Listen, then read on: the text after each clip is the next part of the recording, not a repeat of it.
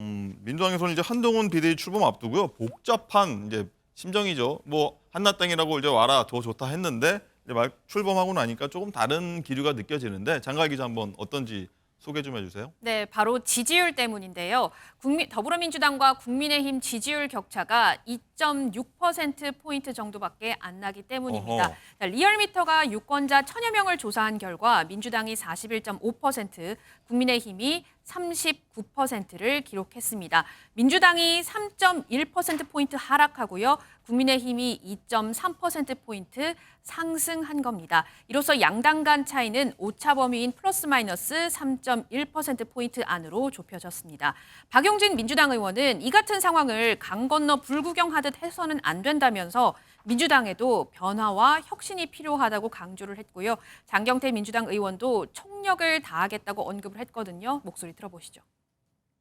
당연히 예. 캐릭터 면에서나 예. 뭐 그동안 걸어온 여정에서나 소위 한동훈 장관이 독자적인 세력을 구축한 적이 없습니다. 자, 그러니까 그런데 윤석열 사단의 예. 일원이었을 뿐이죠. 자, 그런데 윤석열의 황태자죠. 뭐 윤석열 정권의. 예. 그러니까 저희가 예. 등판 전에는 올 테면 오라는 메시지로서 땡큐지만 등판 후에 저희가 방심하고 있다면 그건 어리석은 짓이겠죠. 당연히 이제는 그때는 비대위원장 수락 전이었기 때문에 제가 뭐 올 테면 오라는 식이었고요. 예. 이제 등판을 결정한 마당에는 총력전이 될 것입니다. 저희 또한 이번 총선을 간절하고 절박하게 하고 있고요.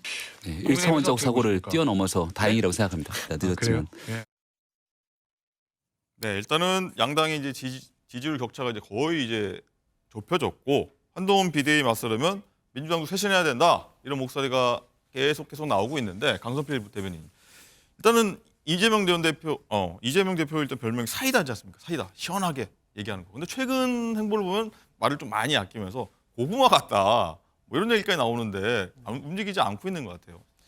그 당의 대표의 말은 무거움이 있어야 됩니다. 그리고 자신이 말한 거에 대해서 책임을 져야 되거든요. 그렇기 때문에 과거처럼 사이다 발언을 막 내뱉을 수 없는 것은 여당과 야당이 마찬가지라고 생각합니다. 대통령도 그렇지 않겠습니까? 국민들께 얼마나 하고 싶으신 말이 많겠습니까? 지지율 좀 벌리려면 어떤 네, 좀 맞습니다. 메시지를 내야 되지 않을까. 근데 최근에 이제 한동훈 비대위원장 취임하면서 확실히 보수층의 결집이 조금 이루어진 것 같긴 하지만 어쨌든 그 숫자가 그렇게 유의미하다고 생각하지는 않습니다. 또한 우리 모두가 알고 있듯이 총선을 앞두고는 정당 지지율보다는 대통령의 지지율이 훨씬 더 중요하거든요. 이게 구도를 가로지르기 때문입니다. 그래서 이러한 것들을 민주당이 잘 알고 말씀하신 것처럼 민주당에서 지금 이재명 대표가 무엇을 하고 있느냐 보이지 않는다라는 지적들이 있어요. 근데 지금 현재 이재명 대표는 연동형 비례대표제를 어떻게 해결할 것인가 또 이낙연 그 전 대표의 어떤 신당, 창당을 어떻게 봉합할 것인가 여러 가지 문제점을 가지고 있어요. 그래서 이런 것들을 해결하기 위해서 물밑에서 열심히 뛰어다니고 있다고 하고 있습니다. 그럼에도 불구하고 이 모든 것들이 결단의 시기가 옵니다. 결단을 미룰 수가 없어요. 그래서 때가 되면 결단을 할 것이고 또 총선에서는 어느 쪽이 혁신, 공천, 물갈이, 현역 교체율이 높았느냐에 따라서 승패가 갈렸습니다. 지금까지 역대 선거 결과를 보면. 그래서 민주당도 그 국민의힘이 변하고 있는 만큼 비상한 각오로 열심히 응해야 된다. 그렇게 말씀드리겠습니다. 네. 그리고 오늘 나온 보도를 보면요. 민주당 지도부에서 3명의 전직 총리들입니다. 3총리라고 불리는데 정세균, 김부겸, 이낙연. 이분들한테 공동선거대책위원장 맡기자 이런 구상이 있다고 하는데 이 실장님은 뭐 어떤 지지율 격차를 벌리기 위한 총선 승리를 위한 어떤 좋은 방안이라고 보십니까? 선대위원장은 사실 뜬금이라는 생각이 좀 듭니다. 뜬금이 좀 없다. 왜냐하면 지금 선대위원장, 그러니까 뭐 화합형 선대위원장은 나중 문제고 지금의 이 상황, 시스템 공천을 어떻게 할 거냐, 공천 문제에 대한 투명한 그런 이 시스템이 마련돼야 된다라는 겁니다.